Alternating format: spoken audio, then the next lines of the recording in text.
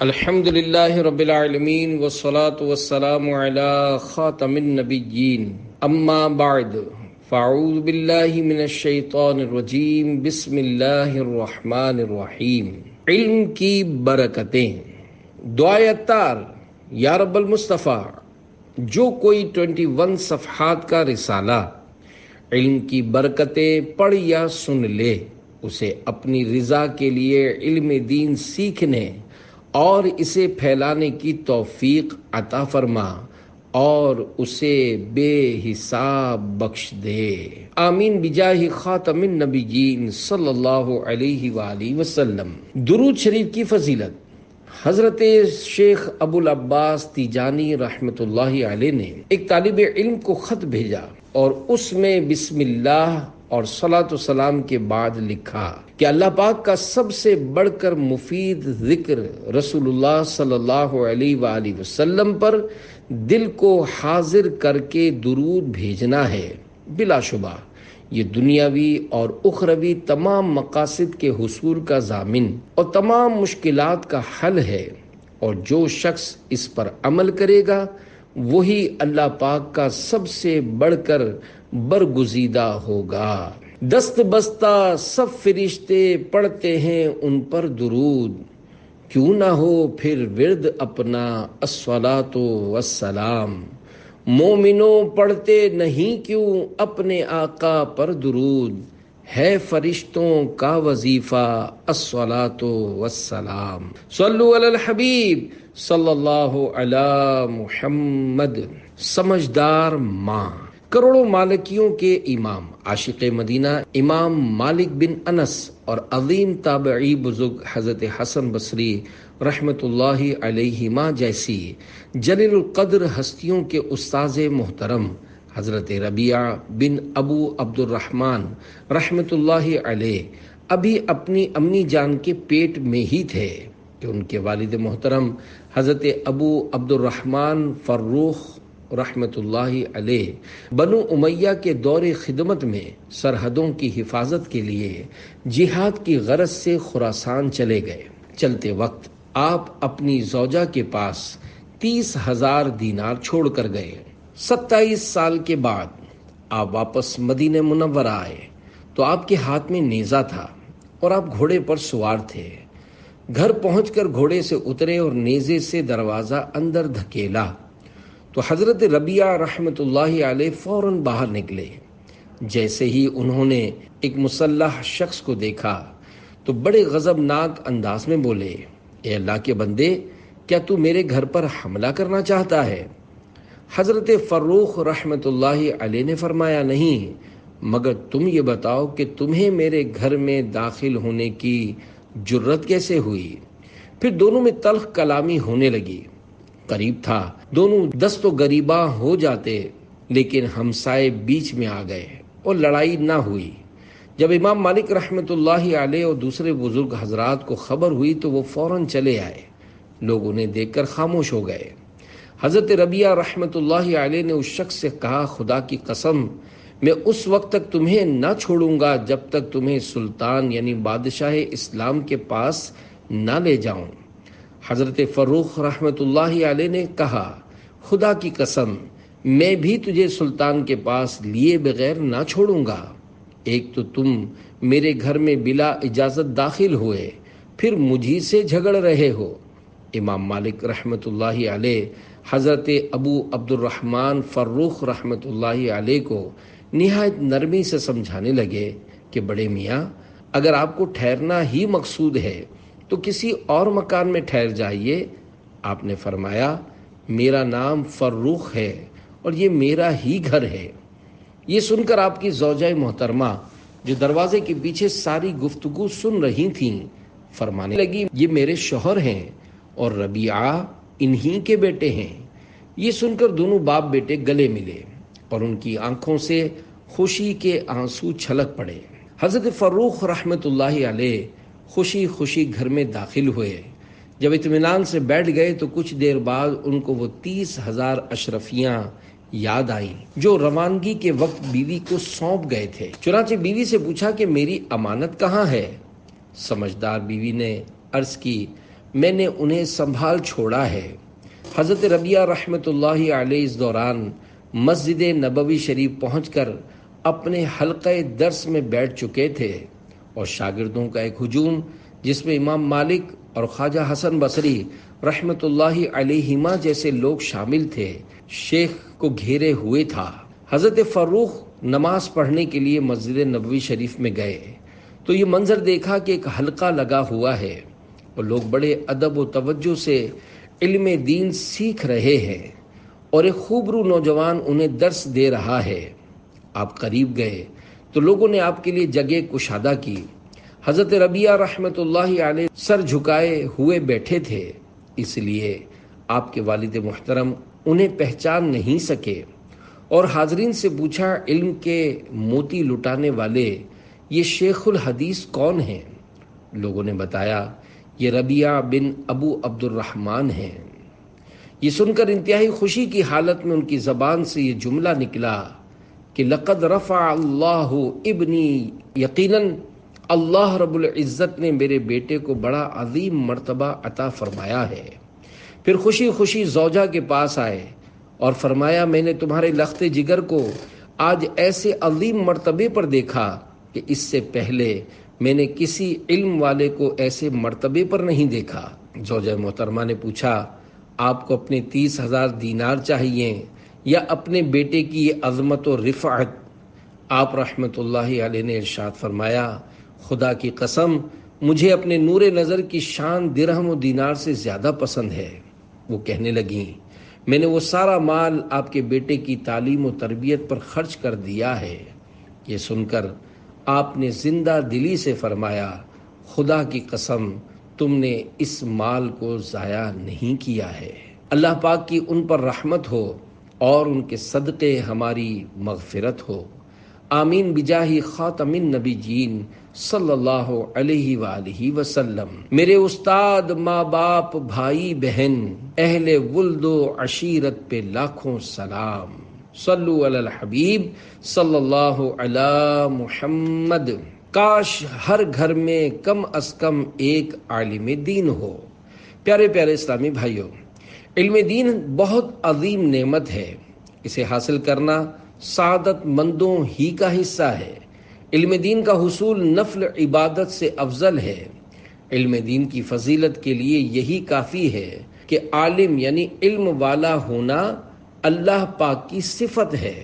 حدیث قدسی میں ہے، اللہ پاک نے حضرت ابراہیم خلیل اللہ علیہ السلام کی طرف وحی فرمائی کہ اے ابراہیم، میں علیم ہوں اور ہر صاحب علم کو پسند کرتا ہوں۔ کاش دنیاوی تعلیم کی بڑی بڑی ڈگریاں حاصل کرنے کی صبح و شام فکر کرنے کے بجائے حصول علم دین کا شوق پیدا ہو جائے۔ مال اور صرف مال ہی کی فکر میں گم رہنے کے بجائے علم دین کی کثرت کا شوق رکھنا چاہیے کہ مال کی حفاظت ہمیں کرنی پڑتی ہے جبکہ علم دین ہماری حفاظت کرتا ہے۔ علم دین اور علماء کاملین کے بے شمار فضائل قرآن و حدیث میں بیان ہوئے ہیں۔ میرے شیخ طریقت بانی دعوت اسلامی امیر اہل سنت دامت برکاتہم العالیہ ارشاد فرماتے ہیں، میری خواہش ہے کہ ہر گھر میں کم از کم ایک عالم دین ہونا چاہیے۔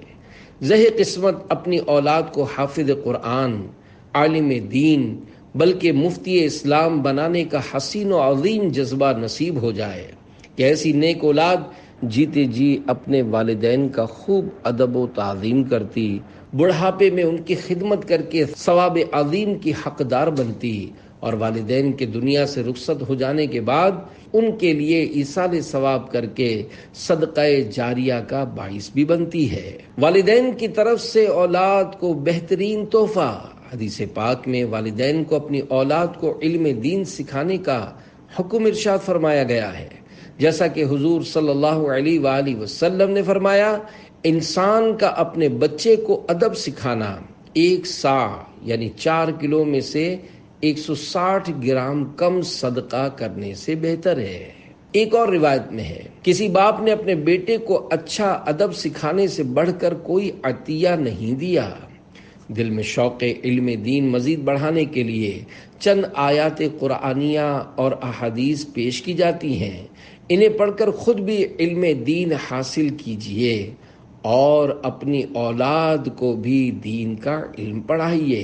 اپنے اور فرشتوں کے ساتھ علماء کرام کا ذکر خیر۔ اللہ پاک علماء کرام کی فضیلت میں پارہ 3 سورہ آل عمران آیت نمبر 18 میں ارشاد فرماتا ہے، شہید اللہ انہ لا الہ الا هو والملائکۃ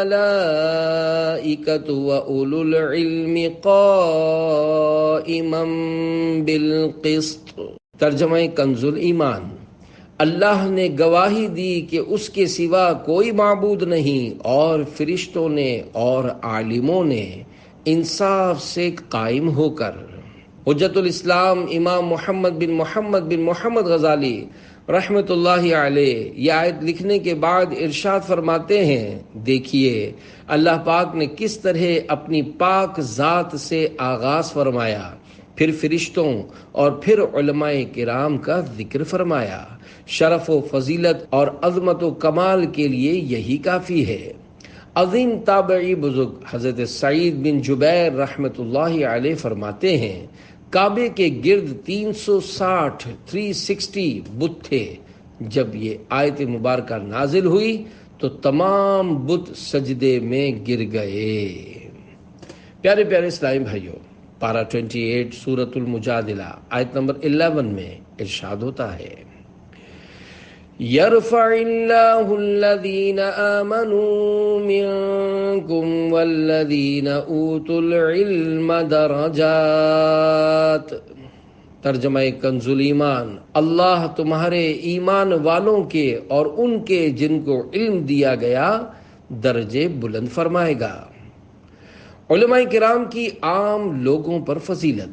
حضرت عبداللہ بن عباس رضی اللہ عنہما نے فرمایا، علماء کرام عام مومنین سے 700 درجے بلند ہوں گے۔ ہر دو درجوں کے درمیان 500 سال کی مسافت ہے۔ علم عبادت سے افضل کیوں؟ امام غزالی رحمۃ اللہ علیہ منہاج العابدین میں لکھتے ہیں، اے اخلاص اور عبادت کے طلبگار، اللہ پاک تجھے توفیق سے نوازے۔ سب سے پہلے تجھے علم حاصل کرنا ضروری ہے، کیونکہ سارا دار و مدار اسی پر ہے۔ جان لو کہ علم اور عبادت دو ایسے جوہر ہیں کہ لکھنے والوں کی کتابوں، سکھانے والوں کی تعلیمات، مبلغین کے بیانات اور غور و فکر کرنے والوں کے خیالات سے تم جو کچھ دیکھ یا سن رہے ہو، یہ سب انہی دو کی وجہ سے ہے۔ علم و عبادت ہی کے لیے آسمانی کتابیں نازل کی گئیں اور حضرات رسول کرام علیہم السلام بھیجے گئے، بلکہ زمین و آسمان اور ان کی ساری مخلوق کو ان دونوں ہی کی وجہ سے پیدا کیا گیا ہے۔ کچھ آگے چل کر مزید لکھتے ہیں، بندے پر لازم ہے کہ وہ ان دونوں یعنی علم دین سیکھنے اور عبادت کرنے ہی میں لگا رہے، انہی کے لیے خود کو تھکائے اور انہی میں غور و فکر کرے۔ پس جان لو کہ علم و عبادت کے علاوہ جتنے بھی کام ہیں سب بیکار و فالتو ہیں، ان کا کوئی فائدہ اور حاصل نہیں۔ اے عاشقان علم دین، حدیث پاک میں ہے، اللہ جس کے ساتھ بھلائی کا ارادہ فرماتا ہے اسے دین کی سمجھ بوجھ عطا فرماتا ہے۔ ایک اور روایت میں ہے، علماء انبیاء کے وارث ہیں۔ اس سے پتہ چلا کہ جس طرح نبوت سے بڑھ کر کوئی مرتبہ نہیں، اسی طرح نبوت کی وراثت یعنی علم سے بڑھ کر کوئی عظمت نہیں۔ میرے شیخ طریقت امیر اہل سنت علماء کرام سے اپنی محبت کا اظہار اپنی نعتیہ کتاب وسائل بخشش میں یوں کرتے ہیں، مجھ کو اے عطار سنی عالموں سے پیار ہے، انشاءاللہ دو جہاں میں میرا بیڑا پار ہے۔ صلو علی الحبیب صلی اللہ علی محمد۔ تقلید کا ثبوت۔ حضرت مفتی احمد یار خان رحمۃ اللہ علیہ فرماتے ہیں، اس حدیث سے دو مسئلے ثابت ہوئے، ایک یہ کہ قرآن و حدیث کے ترجمے اور الفاظ رٹ لینا علم دین نہیں، بلکہ ان کا سمجھنا علم دین ہے۔ یہی مشکل ہے، اسی کے لیے فقہا کی تقلید کی جاتی ہے۔ اسی وجہ سے تمام مفسرین و محدثین ائمہ مجتہدین کے مقلد ہوئے، اپنی حدیث دانی پر نازا نہ ہوئے۔ قرآن و حدیث کے ترجمے تو ابو جہل بھی جانتا تھا۔ دوسرے یہ کہ حدیث و قرآن کا علم کمال نہیں بلکہ ان کا سمجھنا کمال ہے۔ عالم دین وہ ہے جس کی زبان پر اللہ اور رسول کا فرمان ہو اور دل میں ان کا فیضان۔ شافعی، مالک، احمد، امام حنیف، چار باغ امامت پہ لاکھوں سلام۔ صلو علی الحبیب صلی اللہ علی محمد۔ عالم دین بننے کے لیے کتنا علم ہونا ضروری ہے؟ میرے آقا اعلی حضرت امام اہل سنت مولانا شاہ امام احمد رضا خان رحمۃ اللہ علیہ سے 2 سوال ہوئے، جو عرض یعنی سوال اور ارشاد یعنی جواب کی صورت میں پیش خدمت ہیں۔ عرض: عالم کی کیا تعریف ہے؟ ارشاد: عالم کی تعریف یہ ہے کہ عقائد سے پورے طور پر آگاہ ہو اور مستقل ہو اور اپنی ضروریات کو کتاب سے نکال سکے بغیر کسی کی مدد کے۔ عرض: کتب بینی یعنی کتابیں پڑھنے ہی سے علم ہوتا ہے؟ ارشاد: یہی نہیں بلکہ علم افواہ رجال یعنی علم والوں سے گفتگو سے بھی حاصل ہوتا ہے۔ مدنی بہار۔ پیارے پیارے اسلامی بھائیوں، علم دین حاصل کرنے کا ایک بہترین ذریعہ امیر اہل سنت کے علم و حکمت سے بھرپور سوال جواب کے مقبول عام سلسلے مدنی مذاکرے اور بیانات سننا بھی ہے۔ ایک مدنی بہار سنیے اور شوق علم دین پیدا کیجیے۔ مراد آباد ہند کے ایک اسلامی بھائی نے خواب میں خوبصورت باغ دیکھا جس میں سنت کے مطابق سفید لباس پہنے نور برساتے نورانی چہرے والے بزرگ سر پر امامہ شریف سجائے نماز پڑھ رہے ہیں۔ میں انتظار کرنے لگا کہ یہ نماز مکمل کریں تو میں ان سے ہاتھ ملا کر پوچھوں کہ یہ کون ہیں، لیکن جیسے ہی انہوں نے سلام پھیرا میری آنکھ کھل گئی۔ اٹھنے کے بعد دل میں ایک عجیب سی راحت اور خوشی محسوس ہو رہی تھی، مگر بار بار یہ خیال بھی آ رہا تھا کہ بزرگ کون ہو سکتے ہیں۔ ان بزرگ کی زیارت کی برکت سے میرا دل دنیاوی جھمیلوں سے بیزار ہو کر نیک ماحول کی طرف مائل ہونے لگا۔ مجھے علم دین سیکھنے کا شوق ہوا۔ اسی شوق میں ایک دن عاشقان رسول کی دینی تحریک دعوت اسلامی کے ہفتہ وار سنت و بھرے اجتماع میں حاضر ہوا۔ آخر میں رقت انگیز دعا کے دوران شرکاء کی آہو زاری نے میرے دل کی دنیا بدل کر رکھ دی۔ اجتماع کے آخر میں ایک مبلغ نے امیر اہل سنت کے سنت و بھرے 2 بیانات بنام قبر کا امتحان اور با حیا پرندہ سننے کے لیے دیے۔ میں نے جب انہیں سنا تو قبر و حشر کے ہولناک مناظر میری نگاہوں میں گھومنے لگے۔ میں نے گھبرا کر توبہ کی اور رفتہ رفتہ دینی ماحول کے قریب سے قریب تر ہوتا گیا۔ انہی دنوں کانپور ہند میں دعوت اسلامی کا سنت و بھرا اجتماع ہوا، جس میں امیر اہل سنت دامت برکاتہم العالیہ بھی تشریف لائے۔ جیسے ہی میں نے امیر اہل سنت کی زیارت کی تو میری حیرت کی انتہا نہ رہی کہ یہ وہی ہستی تھی جن کی خواب میں مجھے زیارت ہوئی تھی۔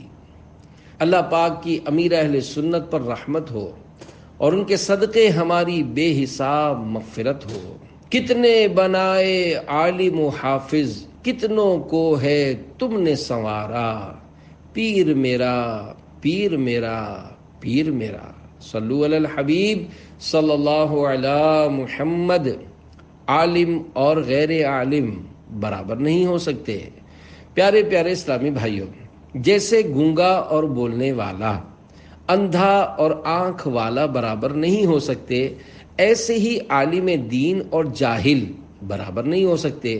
اللہ پاک قرآن کریم کی سورۃ الزمر پارہ 23 آیت نمبر 9 میں ارشاد فرماتا ہے: قُلْ هَلْ يَسْتَوِي الَّذِينَ يَعْلَمُونَ وَالَّذِينَ لَا يَعْلَمُونَ۔ ترجمہ کنز ایمان: تم فرماؤ کیا برابر ہیں جاننے والے اور انجان؟ تفسیر طبری میں ہے: اس آیت مبارکہ میں اللہ پاک نے نبی کریم صلی اللہ علیہ وآلہ وسلم سے فرمایا، اے محمد صلی اللہ علیہ وآلہ وسلم، اپنی قوم سے فرما دو کہ جو لوگ اس بات کا علم رکھتے ہیں کہ ان کے لیے اپنے رب کی اطاعت و فرما برداری میں کیا اجر و ثواب ہے اور اس کی نافرمانی میں کیسے عذاب ہیں، کیا یہ لوگ مقام و مرتبے میں ان کے برابر ہو سکتے ہیں جو ان باتوں کا علم نہیں رکھتے؟ پس وہ بے علم لوگ بنا سوچے سمجھے کام کرتے ہیں، انہیں نیک اعمال کے ثواب کا پتہ ہوتا ہے، نہ ہی برے کاموں کے عذاب کا خوف، پس یہ دونوں قسم کے لوگ برابر نہیں ہو سکتے۔ نوجوان عالم جاہل بوڑھے پر مقدم ہے، کنز الدقائق میں ہے۔ نوجوان عالم کا یہ حق ہے کہ اسے جاہل یعنی علم دین نہ جاننے والے بوڑھے پر مقدم کیا جائے۔ امام بدر الدین عینی حنفی رحمۃ اللہ علیہ اس عبارت شرح کرتے ہوئے رمز الحقائق میں ارشاد فرماتے ہیں، کیونکہ نوجوان عالم جاہل بوڑھے سے افضل ہے۔ اللہ پاک ارشاد فرماتا ہے، قل هل يستوي الذين يعلمون والذين لا يعلمون۔ ترجمہ کنز ایمان، تم فرماؤ کیا برابر ہیں جاننے والے اور انجان؟ اور اسی لیے نماز میں اس نوجوان عالم کو جاہل بوڑھے پر مقدم کیا جاتا ہے، حالانکہ نماز ارکان اسلام میں سے ایک رکن اور ایمان کے بعد سب سے پہلا فرض ہے، اور شریعت میں جس یعنی علماء کرام کی اطاعت کی جائے وہ مقدم ہے، اور انہیں کیسے نہ مقدم کیا جائے کہ علماء حق انبیاء کرام علیہم السلام کے وارث ہیں، جیسا کہ حدیث پاک میں آیا ہے۔ علم دین کی شان، فرمانے آخری نبی صلی اللہ علیہ وآلہ وسلم، بے شک حکمت ذی مرتبہ کے مرتبے کو بڑھاتی اور غلام کو اتنی بلندی عطا کرتی ہے کہ وہ بادشاہوں کے مقام کو پا لیتا ہے۔ اس حدیث پاک میں علم کے دنیاوی فوائد بیان کیے گئے ہیں، اور یہ بات یقینی ہے کہ آخرت بہت بہتر اور باقی رہنے والی ہے۔ علم دین کی بدولت مال و بادشاہت مل گئی۔ حضرت عباس رضی اللہ عنہ فرماتے ہیں، حضرت سلیمان بن داود علیہ السلام کو علم، مال اور ملک میں سے ایک کو چننے کا اختیار دیا گیا، تو آپ علیہ السلام نے علم کو اختیار فرمایا، تو انہیں علم کی برکت سے مال اور ملک دونوں دے دیے گئے۔ اے عاشقان رسول، صرف اللہ پاک کی رضا کے لیے علم دین حاصل کیجیے اور دنیا و آخرت میں اس کی برکات لوٹیے، کہ حدیث پاک میں ہے، زمین و آسمان کی تمام مخلوق عالم کے لیے استغفار کرتی ہے، لہذا اس سے بڑا مرتبہ کس کا ہوگا جس کے لیے زمین و آسمان کے فرشتے مغفرت کی دعا کرتے ہوں۔ یہ اپنی ذات میں مشغول ہے اور فرشتے اس کے لیے استغفار میں مشغول ہیں۔ عالم دین کے 7 حروف کی نسبت سے علماء کرام کے فضائل پر 7 فرامین مصطفیٰ صلی اللہ علیہ وآلہ وسلم۔ نمبر 1، اللہ پاک قیامت کے دن عبادت گزاروں کو اٹھائے گا، پھر علماء کو اٹھائے گا اور ان سے فرمائے گا، اے علماء کے گروہ، میں تمہیں جانتا ہوں، اسی لیے تمہیں اپنی طرف سے علم عطا کیا تھا، اور تمہیں اس لیے علم نہیں دیا تھا کہ میں تمہیں عذاب میں مبتلا کروں گا، جاؤ میں نے تمہیں بخش دیا۔ نمبر 2، مومن عالم مومن عابد پر 70 درجے زیادہ فضیلت رکھتا ہے۔ نمبر 3، عالم اور عابد کے درمیان 100 درجے ہیں، اور ہر 2 درجوں کے درمیان اتنا فاصلہ ہے جتنی مسافت سدھایا ہوا عمدہ گھوڑا 70 سال تک دوڑ کر طے کرتا ہے۔ نمبر 4، عالم کی فضیلت عابد پر ایسی ہے جیسے 14ویں کے چاند کی تمام ستاروں پر۔ نمبر 5، عالم کی فضیلت عابد پر ایسی ہے جیسے میری فضیلت تمہارے ادنا پر۔ یہ حدیث پاک لکھنے کے بعد امام غزالی رحمۃ اللہ علیہ فرماتے ہیں، غور کیجئے، حضور جان رحمت صلی اللہ علیہ وآلہ وسلم نے کس طرح علم کو درجہ نبوت کے ساتھ ملا دیا اور کیسے علم سے خالی عمل کے مرتبے کو گھٹا دیا۔ اگرچہ عابد جس عبادت پر مواظبت یعنی پابندی اختیار کیے ہوتا ہے وہ علم سے خالی نہیں ہوتی، ورنہ وہ عبادت ہی نہیں جو علم سے خالی ہو۔ حضرت مفتی احمد یار خان رحمۃ اللہ علیہ اس حدیث پاک کی شرح میں فرماتے ہیں، یہ تشبیہ بیان نوعیت کے لیے نہ کہ بیان مقدار کے لیے، یعنی جس قسم کی بزرگی مجھ کو تمام مسلمانوں پر حاصل ہے، اس قسم کی بزرگی عالم کو عابد پر یعنی دینی بزرگی نہ کہ محض دنیاوی۔ اگرچہ ان دونوں بزرگیوں میں کروڑہا فرق ہے، بادشاہ کو رعایا پر سلطنت کی، مالدار کو فقیر پر مال کی، جتھے والے یعنی طاقت والے کو بے کس یعنی کمزور پر قوت کی، حسین کو بد شکل پر جمال کی بزرگی حاصل ہے، مگر یہ بزرگیاں دنیاوی اور فانی ہیں۔ نبی کو مخلوق پر دینی بزرگی حاصل ہے جو ابد الآباد یعنی ہمیشہ ہمیشہ تک قائم ہے۔ ایسے ہی عالم کو جاہل پر، آج سکندر کو کسی فقیر پر ملکی بزرگی نہیں، مگر امام ابو حنیفہ کو تمام مقلدین پر بے پناہ عظمت اب بھی حاصل ہے۔ خیال رہے حضور انور صلی اللہ علیہ وآلہ وسلم کو نبیوں پر اور درجے کی بزرگی ہے، صحابہ پر اور درجے کی، اولیاء و علماء پر اور درجے کی، عوام پر اور درجے کی، ادنا کم میں اس آخری درجے کی طرف اشارہ ہے۔ کچھ آگے چل کر مفتی صاحب مزید فرماتے ہیں، اس سے یہ لازم نہیں کہ عالم نبی کے برابر ہو جائے۔ خیال رہے کہ علم دین یا فرض عین ہے یا فرض کفایہ، اور زیادہ عبادت نفل ہے۔ نیز عالم کا نفع مخلوق کو ہے اور عابد کا نفع صرف اپنے کو، لہذا عالم عابد سے افضل ہے۔ آدم علیہ السلام عالم تھے، فرشتے لاکھوں سال کے عابد، مگر سجدہ عابدوں نے عالم کو کیا۔ نمبر 6، قیامت کے دن علماء کی سیاہی شہیدوں کے خون سے تولی جائے گی تو ان کی سیاہی غالب آ جائے گی۔ نمبر 7، قیامت کے دن 3 قسم کے لوگ شفاعت کریں گے، انبیاء، علماء اور شہداء۔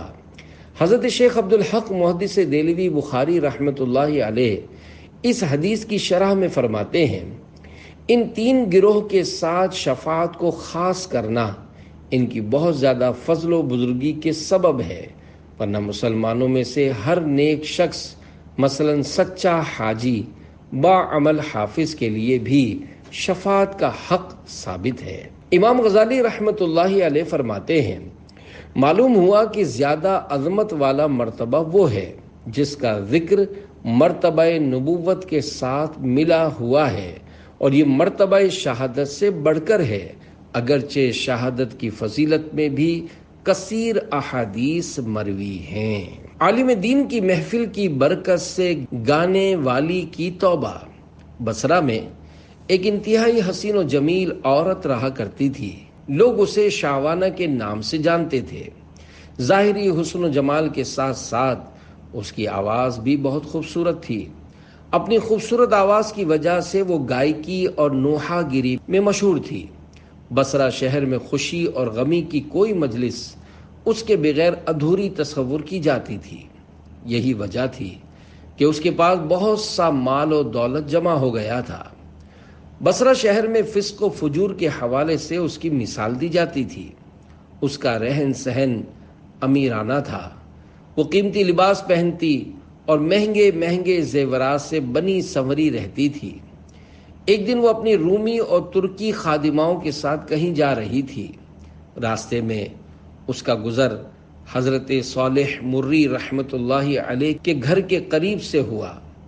آپ اللہ کے نیک بندے، با عمل عالم دین اور عابد و زاہد لوگوں میں سے تھے۔ آپ اپنے گھر میں لوگوں کو بیان ارشاد فرمایا کرتے تھے، جس کی تاثیر سے لوگوں پر رقت طاری ہو جاتی اور وہ بڑی زور زور سے رونا شروع کر دیتے۔ اور اللہ پاک کے خوف سے ان کی آنکھوں سے آنسوؤں کی جھڑیاں لگ جاتی. جب شعوانہ نامی عورت وہاں سے گزرنے لگی تو اس نے گھر سے رونے کی آوازیں سنی. اسے بہت غصہ آیا.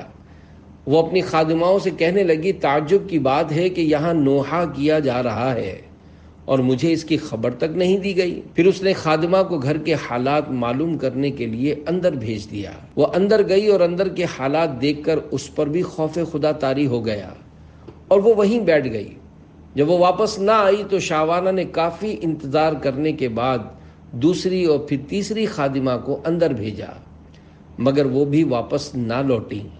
پھر اس نے چوتھی خادمہ کو اندر بھیجا جو تھوڑی دیر بعد واپس آئی اور اس نے بتایا کہ گھر میں کسی کے مرنے پر نہیں بلکہ اپنے گناہوں پر رویا جا رہا ہے. لوگ اپنے گناہوں کی وجہ سے اللہ پاک کے خوف سے رو رہے ہیں.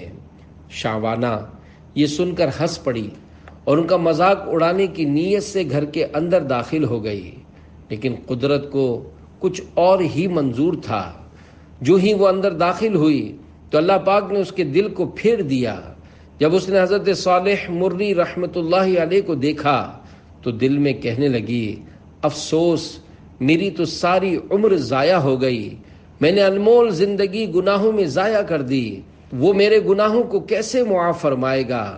انہی خیالات سے پریشان ہو کر اس نے حضرت صالح مری رحمت اللہ علیہ سے پوچھا اے امام المسلمین کیا اللہ پاک نافرمانوں اور سرکشوں کے گناہ بھی معاف فرما دیتا ہے؟ آپ نے فرمایا ہاں، یہ واعظ و نصیحت اور وعدے وعیدیں سب انہی کے لیے تو ہیں تاکہ وہ سیدھے راستے پر آ جائیں. اس پر بھی اس کی تسلی نہ ہوئی تو وہ کہنے لگی میرے گناہ تو آسمان کے ستاروں اور سمندر کی جھاگ سے بھی زیادہ ہیں. آپ نے فرمایا کوئی بات نہیں، اگر تیرے گناہ شعوانہ سے بھی زیادہ ہوں تو بھی اللہ کریم معاف فرما دے گا. یہ سن کر وہ چیخ پڑی اور رونا شروع کر دیا اور اتنا روئی کہ بے ہوش ہو کر گر پڑی. تھوڑی دیر بعد جب اسے ہوش آیا تو کہنے لگی حضرت میں ہی وہ شعوانہ ہوں جس کے گناہوں کی مثالیں دی جاتی ہیں. پھر اس نے اپنا تمام قیمتی لباس مہنگے زیورات اتار کر پرانا لباس پہن لیا اور گناہوں سے کمایا ہوا سارا مال غربا میں تقسیم کر دیا اور اپنے تمام غلام اور خادمائیں بھی آزاد کر دیں. پھر اپنے گھر میں بند ہو کر بیٹھ گئی. اس کے بعد وہ دن رات اللہ پاک کی عبادت میں مصروف رہتی اور اپنے گناہوں پر روتی اور ان کی معافی مانگتی رہتی. رو رو کر رب رحیم و کریم کی بارگاہ میں التجائیں کرتی اے توبہ کرنے والوں کو محبوب رکھنے والے اور گناہگاروں کو معاف فرمانے والے مجھ پر رحم فرما. میں کمزور ہوں، تیرے عذاب کی سختیوں کو برداشت نہیں کر سکتی. تو مجھے اپنے عذاب سے بچا لے اور مجھے اپنی زیارت سے مشرف فرما. اس نے اسی حالت میں 40 سال زندگی بسر کی اور انتقال کر گئی. اللہ رب العزت کی ان پر رحمت ہو اور ان کے صدقے ہماری بے حساب مغفرت ہو. آمین بجاہ خاتم النبیین صلی اللہ علیہ وآلہ وسلم. جو ہی گناہ کرنے لگوں تیرے خوف سے فوراً اٹھوں میں تھر تھرا یا رب مصطفیٰ. تیری خشیت اور تیرے ڈر سے خوف سے ہر دم ہو دل یہ کانپتا یا رب مصطفیٰ. صلو علی الحبیب صلی اللہ علی محمد. اللہ والے ہی ڈرتے ہیں. پیارے پیارے اسلامی بھائیوں، باعمل با اثر ہوتا ہے. باعمل علماء کرام کے بیانات و تحریرات لوگوں کی زندگیاں بدل کر رکھ دیتے ہیں. جیسا کہ ابھی آپ نے واقعے میں سنا، خوف خدا کی عظیم نعمت کے حصول کا ذریعہ علم دین ہے، کیونکہ علم دین کی برکت سے اللہ پاک کی معرفت حاصل ہوتی ہے. اللہ پاک نے بے شمار مخلوق پیدا فرمائی. تمام مخلوقات میں اشرف المخلوقات کا صحرا انسان کے سر پر سجایا. انسان کے جد امجد حضرت آدم صفی اللہ علیہ السلام کو اپنے دست قدرت سے پیدا فرما کر فرشتوں سے انہیں سجدہ کروایا اور پھر انہیں زمین میں اپنی خلافت عطا فرمائی۔ یہ سب مقام و مرتبہ انہیں اس علم کی فضیلت کے سبب حاصل ہوا جو اللہ پاک نے انہیں عطا فرمائی، اور یہ اتنی عظیم نعمت ہے کہ جو بھی اسے سچی نیت کے ساتھ حاصل کرتا ہے وہ محروم نہیں رہتا، اور اسے حاصل کرنے والے کو سب سے بہترین و عمدہ چیز جو میسر آتی ہے وہ اللہ کی عظمت و شان کی معرفت ہے، اور جسے اللہ پاک کی پہچان حاصل ہوتی ہے اسے خوف خدا کی نعمت مل جاتی ہے، جیسا کہ پارہ 22 سورۃ الفاتر کی آیت نمبر 28 میں ارشاد ہوتا ہے، انما یخشی اللہ من عبادہ العلماء۔ ترجمہ کنز ایمان، اللہ سے اس کے بندوں میں وہی ڈرتے ہیں جو علم والے ہیں۔ کیا شان ہے صدیق اکبر کی۔ حضرت علامہ محمود بن عبداللہ حسینی آلوسی رحمۃ اللہ علیہ تفسیر روح المعانی میں ارشاد فرماتے ہیں کہ بعض اقوال کے مطابق یہ آیت کریمہ مسلمانوں کے پہلے خلیفہ حضرت ابو بکر صدیق رضی اللہ عنہ کے بارے میں نازل ہوئی کہ آپ پر خوف خدا کا غلبہ تھا۔ امیر اہل سنت منقبت صدیق اکبر میں عرض کرتے ہیں، یقیناً منبع خوف خدا صدیق اکبر ہیں، حقیقی عاشق خیر الورا صدیق اکبر ہیں۔ صلو علی الحبیب صلی اللہ علی محمد۔ اپنی گواہی کے ساتھ علماء کرام، پیارے پیارے اسلامی بھائیوں، علماء کرام کی شان کا کیا کہنا۔ اللہ پاک اپنے ساتھ علماء کرام کی گواہی کے بارے میں قرآن کریم میں ارشاد فرماتا ہے، قُلْ كَفَى بِاللَّهِ شَهِيدًا بَيْنِي وَبَيْنَكُمْ وَمَنْ عِنْدَهُ عِلْمُ الْكِتَابِ۔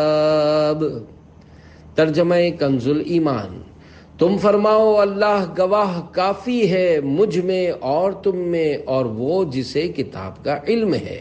عالم ربانی کی ایک علامت۔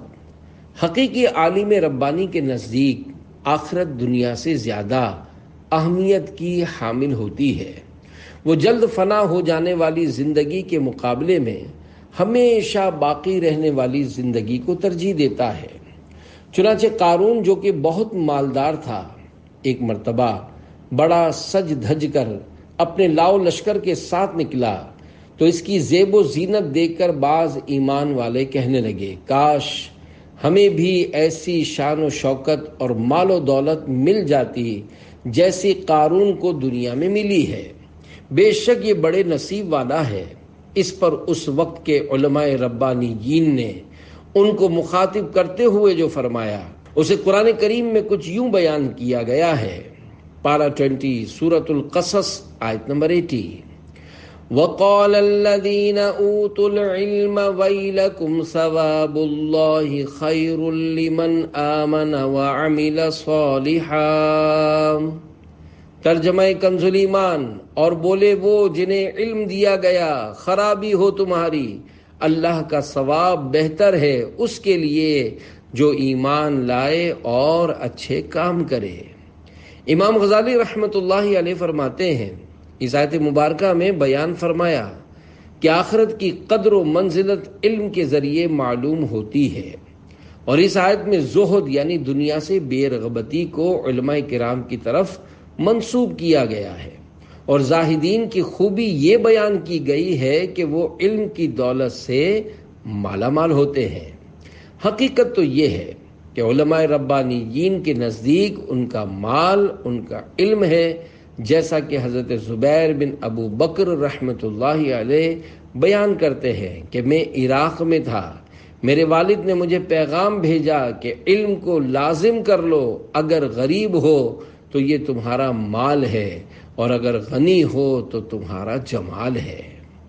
معلوم ہوا کہ دنیا داروں کی دنیا کو لالچ کی نظر سے دیکھنا اور انہیں ملنے والی دنیا کی تمنا کرنا غافل لوگوں کا کام ہے، جبکہ اہل علم حضرات دنیا سے بے رغبت رہتے، آخرت میں ملنے والے ثواب پر نظر رکھتے، اور یہ ثواب پانے کی امید رکھتے ہوئے نیک اعمال کرتے اور گناہوں سے باز رہتے ہیں۔ اور اس کے ساتھ ساتھ دوسروں کو بھی دنیا کے عیش و عشرت کے حصول کی تمنا کرنے کے بجائے اخروی ثواب پانے کے لیے کوشش کرنے کی طرف راغب کرتے ہیں۔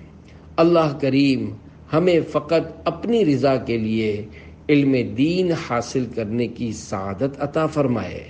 آمین بجاہ خاتم النبیین صلی اللہ علیہ وآلہ وسلم۔